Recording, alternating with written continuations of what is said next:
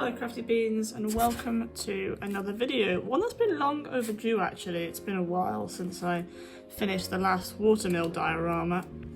But I'm back making a diorama. I'm so excited because this one is close to my heart. This model is going to be based on an archaeological excavation that I undertook last year in the summer of 2022 with a project called Waterloo Uncovered. If you don't know, you don't follow me on social media or anything, I am an archaeologist, and part of my role is to go out and survey sites and do 3D models and do measurements and record where the archaeology is and stuff like that.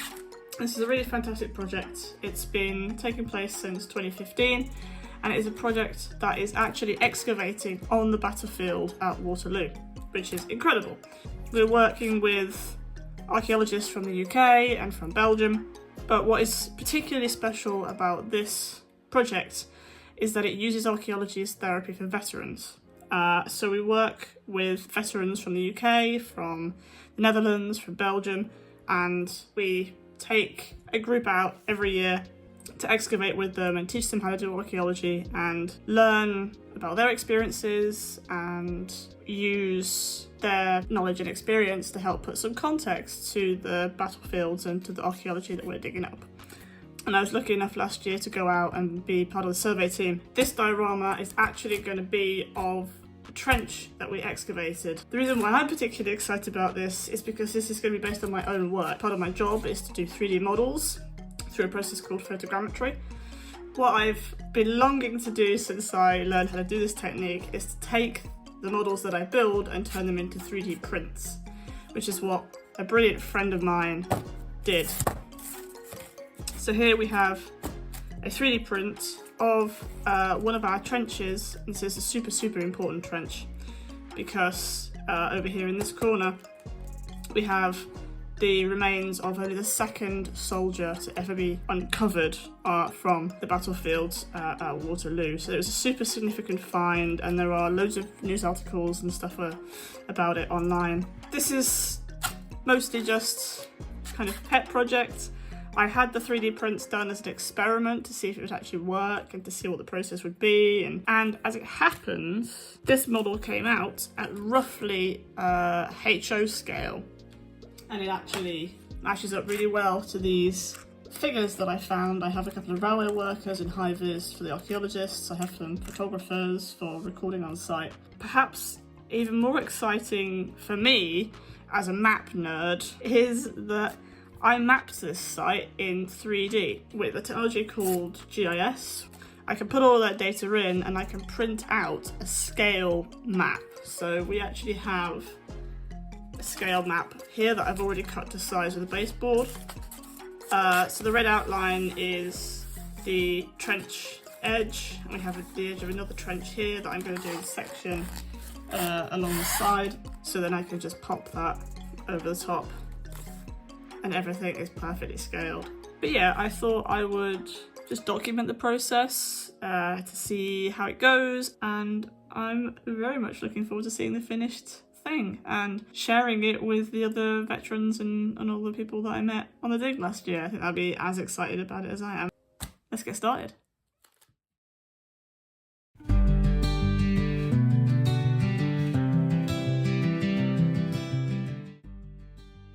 That was a really long introduction, apologies for that, but let's head straight into the model making process.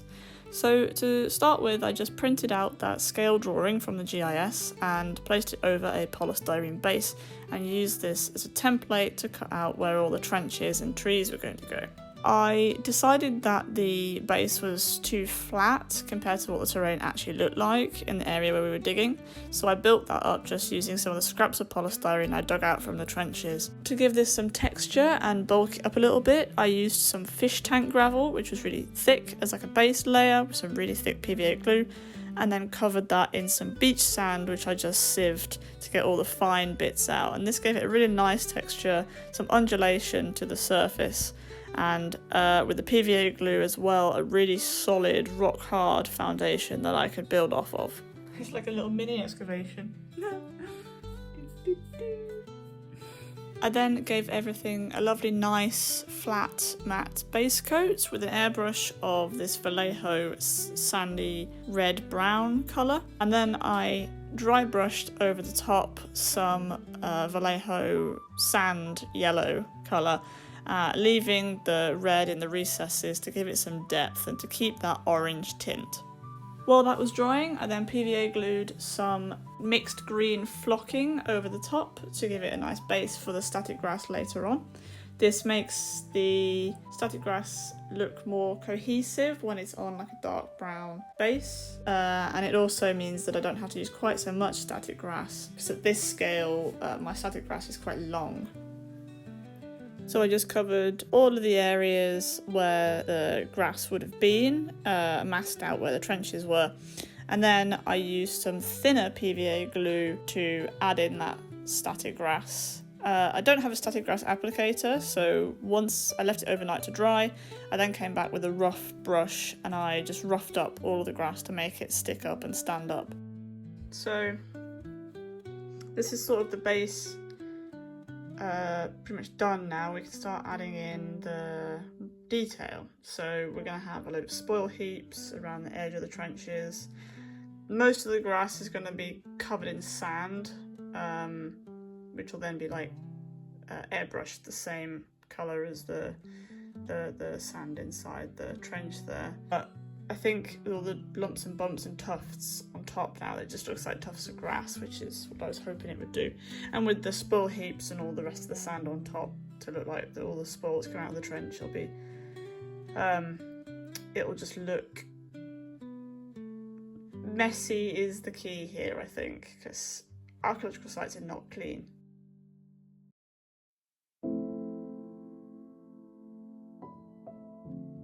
So to make the spoil heaps, instead of just piling up a load of sand and having that go everywhere, I used tin foil to create the shape of the spoil heap, with which I could then just glue sand over the top of as a fine layer.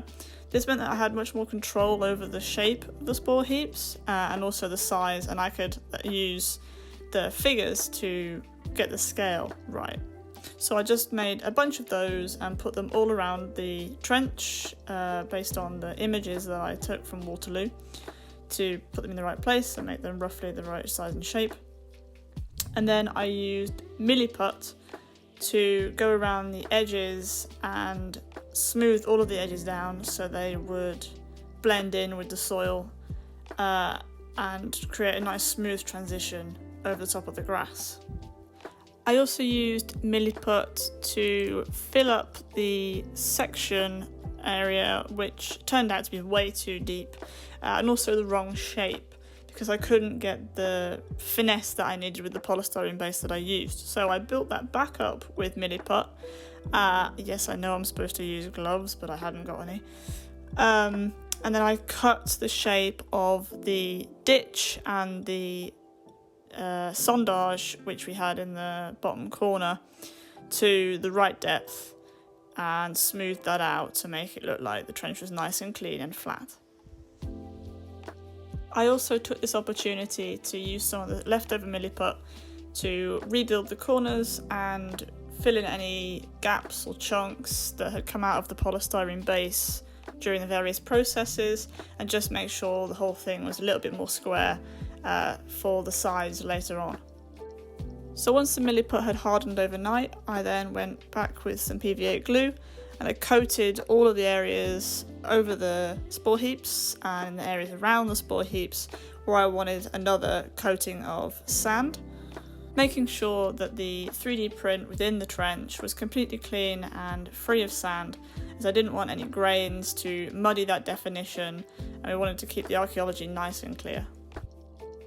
So once that was all dry and all the excess brushed off, I gave it another coat of a light sandy colour, as it was already base coated with the colour of the sand and also of the painting I did before. But this was just to tie in the spoil heaps with the inside of the trench, as they are currently two different colours.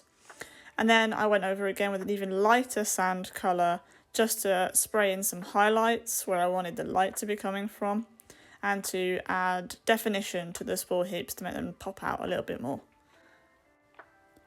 I then put a little light reddish wash just in the recesses of the archaeology, just to make it stand out even more and give it that definition, because inside the tent we're going to lose a lot of the natural shadows that we would get from just viewing it from the outside. So I wanted to give it loads of depth and just make sure that it was really 3D, really visible when it's underneath those tents.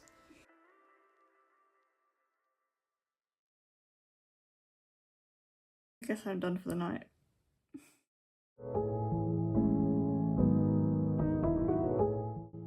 With the cat out of the bag, pun intended, and the diorama base drying from all the glue and paint, I set to work making the features and like little details that were going to go on top of the terrain. So I started off by making the 2 gazebos that covered the excavation area when we were over in Waterloo, and I did this just by cutting up some matchsticks roughly to the right height and using some of this receipt to make the sort of canvas tent walls and roof. So you'll notice there's no measurements or any actual proper building techniques happening here. I just kind of went for it and it worked okay. The final products look a bit rickety, and you can see it really badly here before I put the tent flaps on, that it doesn't quite line up properly, but at this scale and with these materials, I think it looks fine. I basically was running out of time to get this project done at this point, so I just kind of went for it and it worked quite well.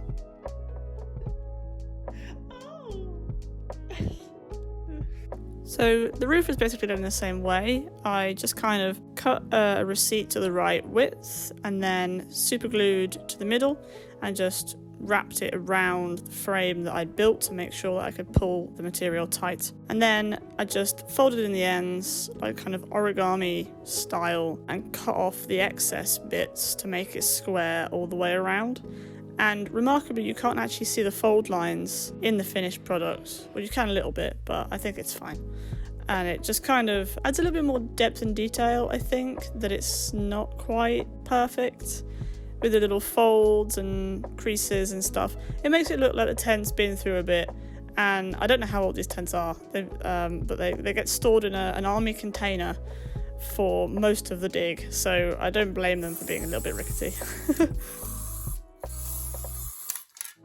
So while the tents were drying, after I spray painted them just with a quick white satin spray paint, I tried to figure out how to make the orange mesh fencing that we used on site to keep visitors out of the trench. So I ended up finding this white mesh material that I'd never used before, and I found that if I painted it orange and doubled it up, it looked actually almost perfectly the right scale for what I wanted to put around the site. So I just cut it roughly to about half the height of the miniature people models that I'm using, and then roughly measured in where I wanted the fence to go using the pictures I took when I was on site. So you can see there's a shorter end at one side and then a long bit that wraps around the other end of the trench.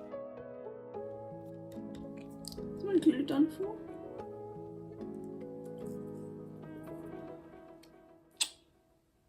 Oh shit. Once I'd cleaned the super glue off my fingers, I set about making the little iron rods we were using to peg the fence into place. To do this, I literally just got an old steel brush and I clipped off a couple of the bristles and just bent the end round into an eye hole that I could use to both anchor the mesh into place and then push into the diorama board so we could have the fences stuck up.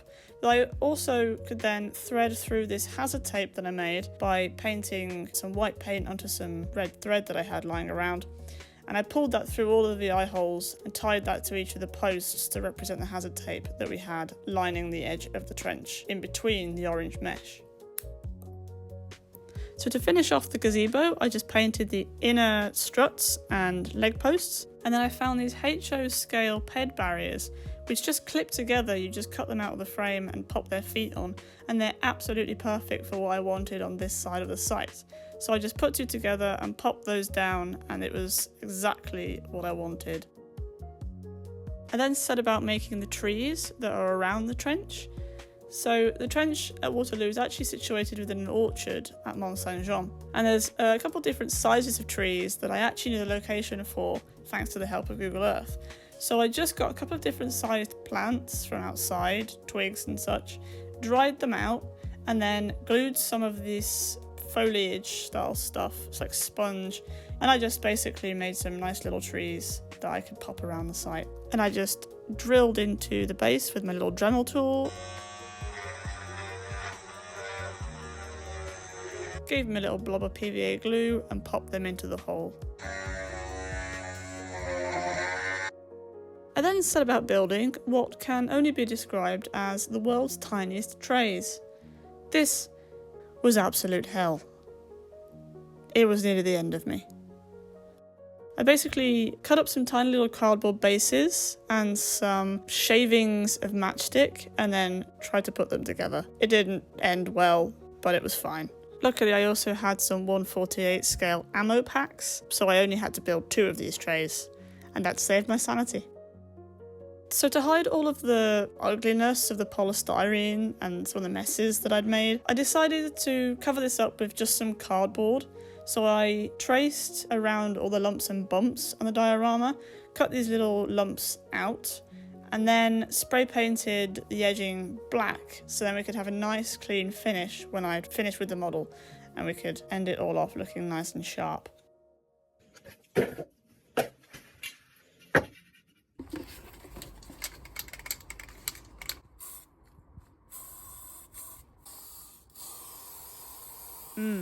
Spray paint ASMR. So with all of the model pretty much done, it was now just time to pop on all of these details and make it really come to life. And this really was the home stretch, and it was just so satisfying to put all of these pieces in place and just see the whole site sort of come to life. It really was really fun. And I'm just going to shut up now and just let you watch the satisfying effect of it coming to life.